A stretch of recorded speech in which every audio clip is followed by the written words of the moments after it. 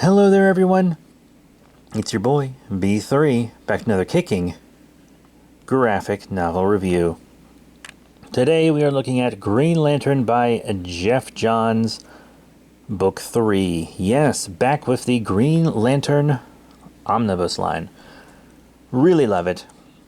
As many of you know, Geoff Johns' Green Lantern is my favorite comic book run of all time. It's not really a contest. There's other comics that I love and adore, but this is my favorite. This book had a huge impact on me as a person and a comic fan, and I wouldn't be here making comic book reviews without it, probably.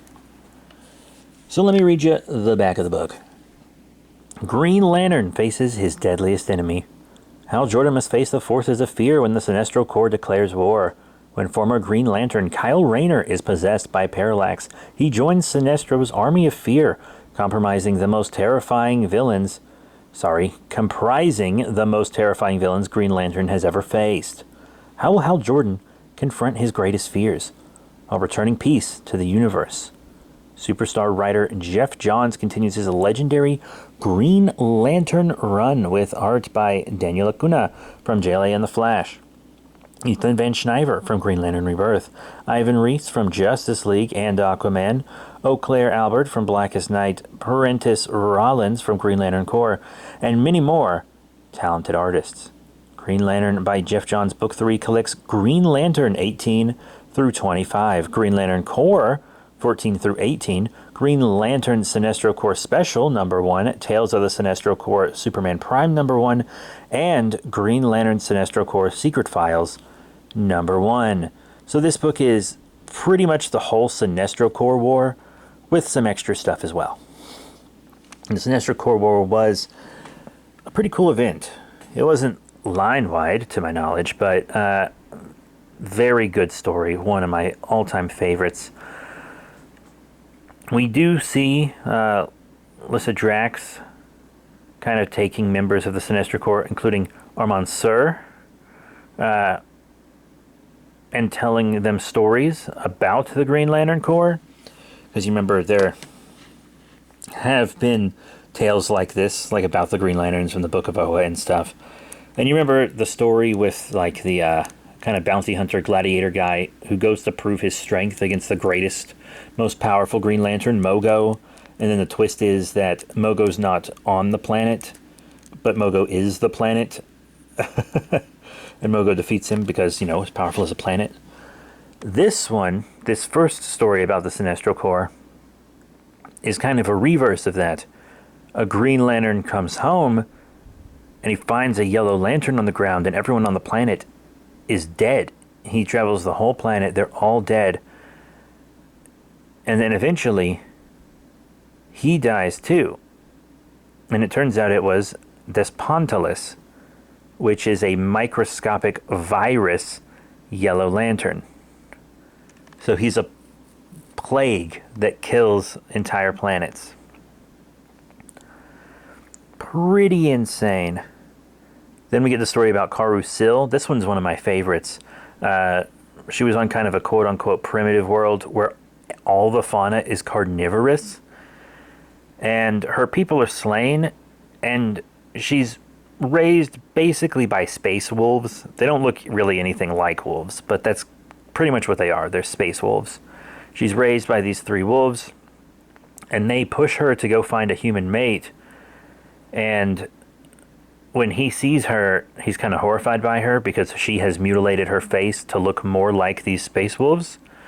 And then she kills him, and a Green Lantern sees her in the bloodied water with these 3 space wolves, and he thinks that she's going to be attacked too. So he executes the space wolves, and then she is like basically locked up in an asylum.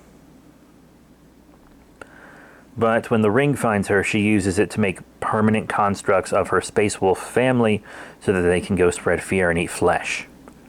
Pretty cool. And then they're going to put Armand Sur in these kind of pods, and the pods isolate you and make you face your greatest fears so that you can light up your ring with no charge. You have to feel and understand and confront your fears and able to control fear.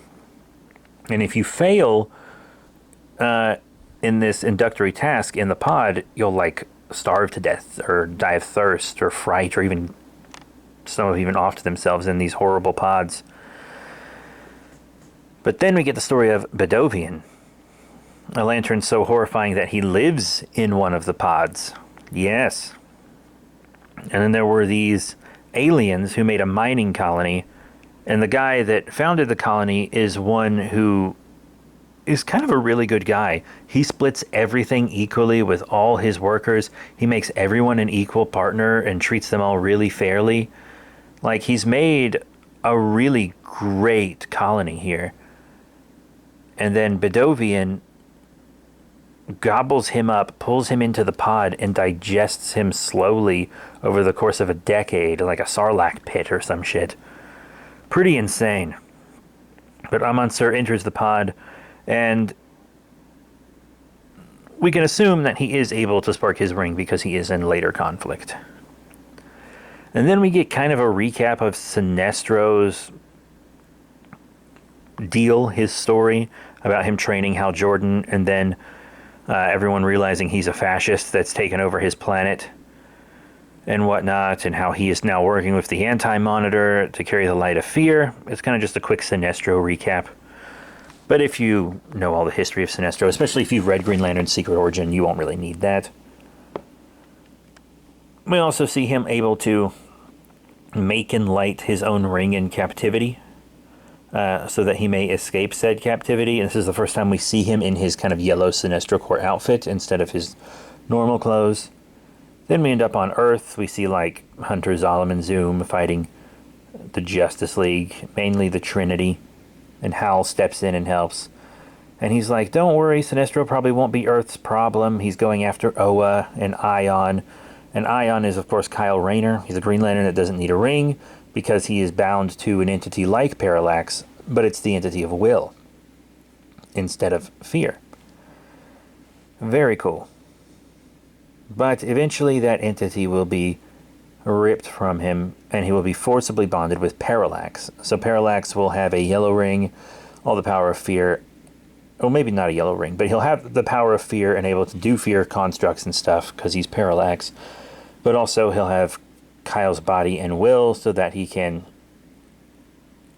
do Green Lantern stuff if he needs to. But Kyle doesn't really have a ring. Yet Parallax still wears a Green Lantern outfit. Interesting. But lanterns are getting slaughtered by the droves. Green ones are anyway, because Green Lanterns aren't allowed to kill.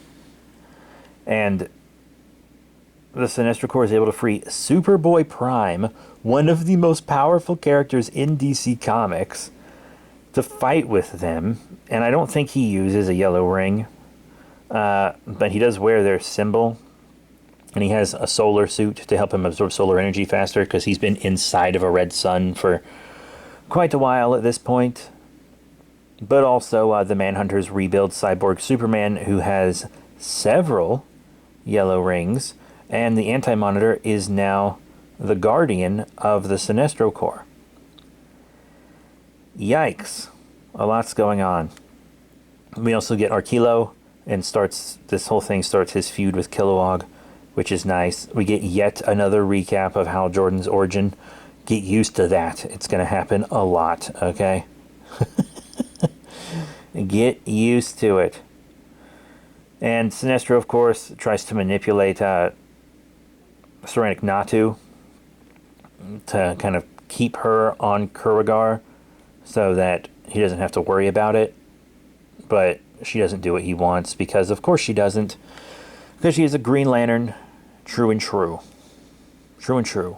But we see a battle for Mogo, because the Sinestro Corps is trying to destroy Mogo, because he is the one that guides rings to new lanterns.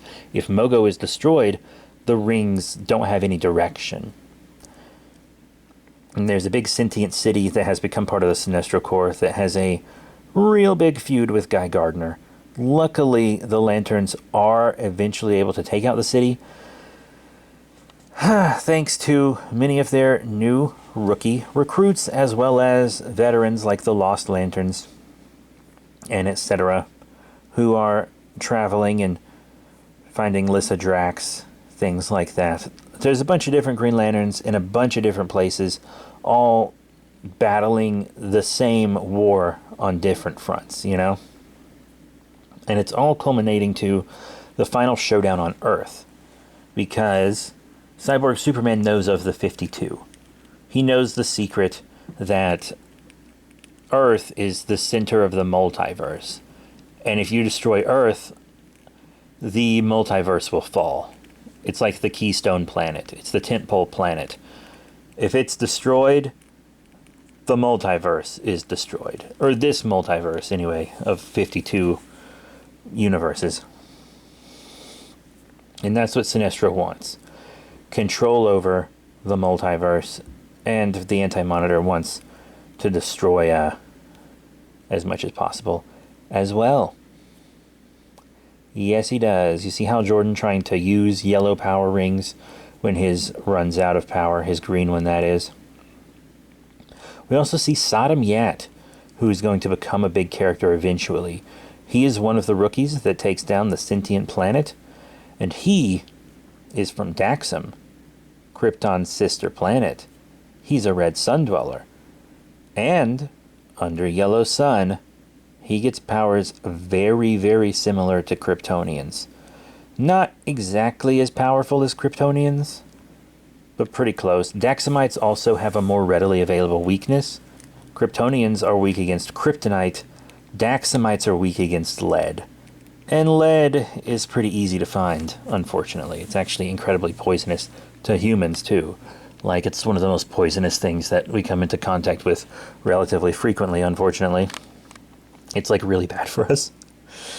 But he gets into an insane fight with Superboy Prime, who's now Superman Prime, because there was, like, a legal dispute with the name Superboy, I believe, with the Schuster family or something in DC.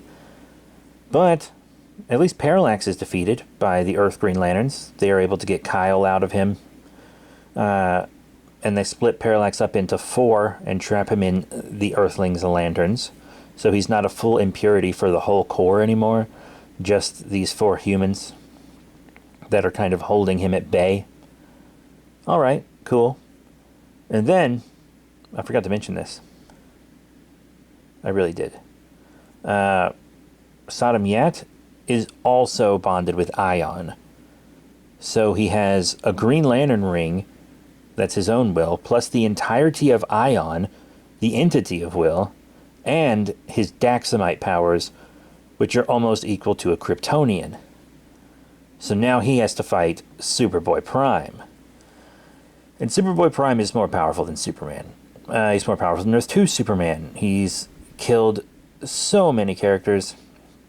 And in the Superboy or Superman Prime issue, we see him fight multiple teams at once and hold them at bay with ease. The Justice League, the Justice Society, the Freedom Fighters, the Metal Men, the Doom Patrol, the Teen Titans. They all show up together to fight him, and they all get slapped away. And he's not even full-powered yet. If he was full-powered, he would just rip them to shreds and kill them and murder them like he did in Infinite Crisis. We reviewed Infinite Crisis forever ago.